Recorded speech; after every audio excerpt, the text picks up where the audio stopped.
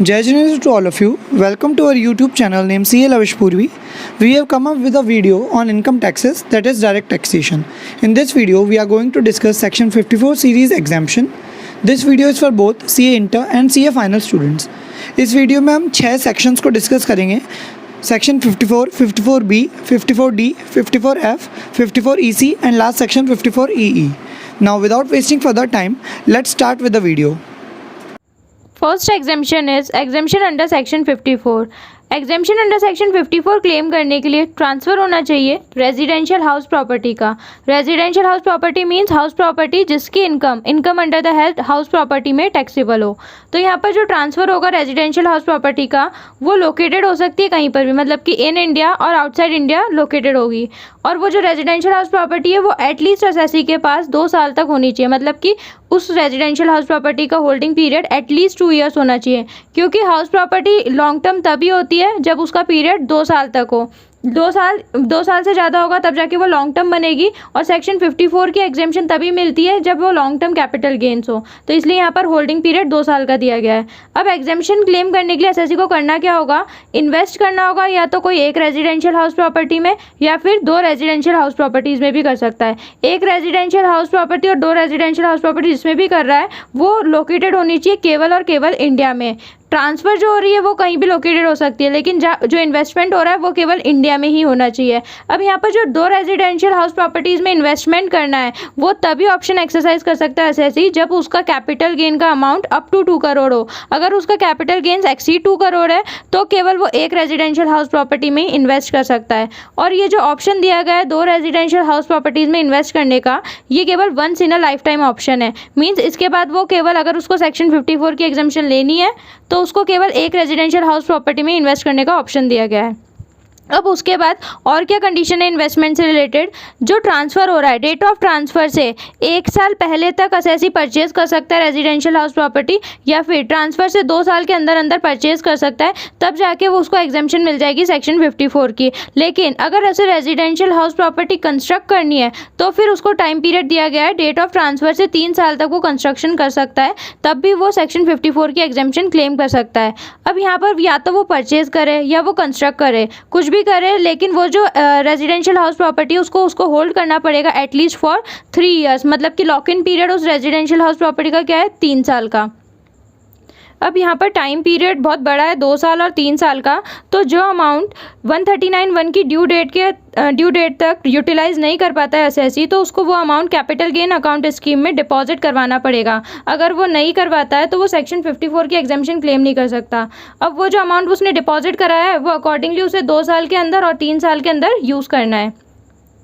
अब अगर एसएससी 3 साल के बाद भी उस अमाउंट को यूटिलाइज़ नहीं कर पाया तो आफ्टर 3 ईयर्स जिस साल में वो अमाउंट यूटिलाइज़ नहीं कर पाया नेक्स्ट ईयर में ही, मतलब उसका वो अमाउंट टैक्सेबल हो जाएगा एज अ कैपिटल गेन.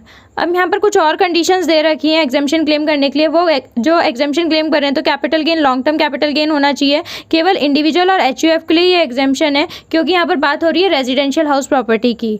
और यहाँ पर एक और चीज़ है कि ये जो एग्जेम्पशन है वो किसकी मिलेगी, जो आप लोगों ने कैपिटल गेन अराइज हुए हैं उसको इन्वेस्ट करना है. अगर आपने पूरा कैपिटल गेन का अमाउंट इन्वेस्ट कर दिया तो आपको पूरा कैपिटल गेन एग्जेम्प्ट हो जाएगा. यहाँ पर अगर आपकी जो कंडीशन थी 2 साल वाली और 3 साल वाली, तो यहाँ पर होल्डिंग पीरियड था आपका 3 ईयर्स का. अगर आपने 3 साल के अंदर उस एसेट को ट्रांसफ़र कर दिया तो इसका मतलब क्या हुआ, आपकी कंडीशन ब्रीच हो गई. आपने जो एग्जेम्पशन जिस कंडीशन के बेसिस पे क्लेम करी थी वो कंडीशन आपने ब्रीच कर दी. तो उस केस में जो कैपिटल गेन आपके एग्जेम्प्ट हुए थे अर्लियर वो आपके अब डिडक्ट होंगे नए एसेट की कॉस्ट में से. नया एसेट कौन सा, जो आप लोगों ने नया रेजिडेंशियल हाउस प्रॉपर्टी खरीदा था वो वाला, वो अगर आपने ट्रांसफ़र कर दिया 3 साल के अंदर तो उस नए एसेट की जो कॉस्ट थी उसमें से आपके जो कैपिटल गेन्स एग्जेम्प्ट हुए थे वो डिडक्ट होंगे एंड उसके बाद वो नए एसेट का कैपिटल गेन कैलकुलेट किया जाएगा. Next exemption is exemption under section 54B. अब सेक्शन 54B में एग्जेम्पशन क्लेम करने के लिए ट्रांसफ़र होना चाहिए अर्बन एग्रीकल्चर लैंड का, मतलब कि agriculture land situated in urban area. अब यहाँ पर ये जो अर्बन एग्रीकल्चर लैंड है ये एसएससी के पास मिनिमम 2 ईयर्स के लिए होल्डिंग पीरियड में होनी चाहिए, मतलब कि ट्रांसफ़र से पहले 2 साल तक उसे होल्ड करके रखनी है, तभी जाके वो सेक्शन 54B में एग्जेम्पशन क्लेम कर सकता है. और इन 2 सालों में ये यूज़ होनी चाहिए for only agriculture purpose by the assessee और इधर बाय हिज पेरेंट्स। यहाँ पर केवल बात हो रही है अर्बन एग्रीकल्चर लैंड की, क्योंकि रूरल एग्रीकल्चर लैंड जो होती है वो तो कैपिटल एसेट ही नहीं होती, वो कैपिटल एसेट की डेफिनेशन से बाहर है, तो यहाँ पर रूरल एग्रीकल्चर लैंड की तो बात ही नहीं कर सकते। लेकिन अब असेसी को एग्जेम्पशन क्लेम करने के लिए इन्वेस्ट करना पड़ेगा, वो एग्रीकल्चर लैंड में ही इन्वेस्ट करना है उसे, मतलब कि अर्बन या रूरल किसी में भी इन्वेस्ट करेगा तो उसको एग्जेम्पशन अंडर सेक्शन 54 भी मिल जाएगी। मतलब कि ट्रांसफ़र तो होना चाहिए केवल अर्बन एग्रीकल्चर लैंड का, लेकिन इन्वेस्ट कर सकता है वो कोई सी भी एग्रीकल्चर लैंड में। यहाँ पर और कंडीशन क्या है कि डेट ऑफ ट्रांसफ़र से विद इन 2 ईयर्स उसको ये एग्रीकल्चर लैंड परचेज़ करनी है, मतलब कि उसको 2 साल के अंदर अंदर परचेज़ करनी है, तभी जाके वो 54B की एग्जेम्पशन क्लेम कर सकता है।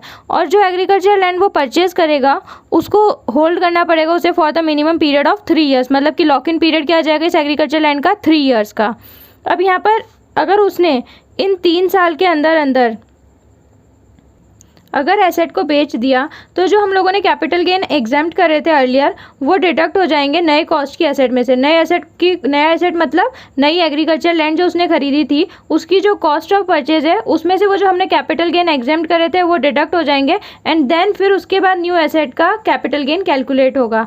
यहाँ पर जो हम लोगों ने एसेट परचेज करी थी 2 साल में, तो 2 साल बहुत लंबा पीरियड होता है, तो उस अगर असेसी जो अमाउंट यूटिलाइज नहीं कर पाता है till the due date of filing return under section 139(1) वो अमाउंट उसको डिपॉजिट कराना होगा कैपिटल गेन अकाउंट स्कीम में, और उसको ये अमाउंट जो उसने डिपॉजिट कराया है कैपिटल गेन अकाउंट स्कीम में वो उसको यूज़ करना पड़ेगा विद इन 2 ईयर्स। अगर वो 2 साल तक में उसे यूज़ नहीं कर पाता तो from the date of transfer तो टैक्सेबल हो जाएगा वो अमाउंट जितना यूज़ नहीं हुआ है as a capital gain in the year in which that 2 years expire.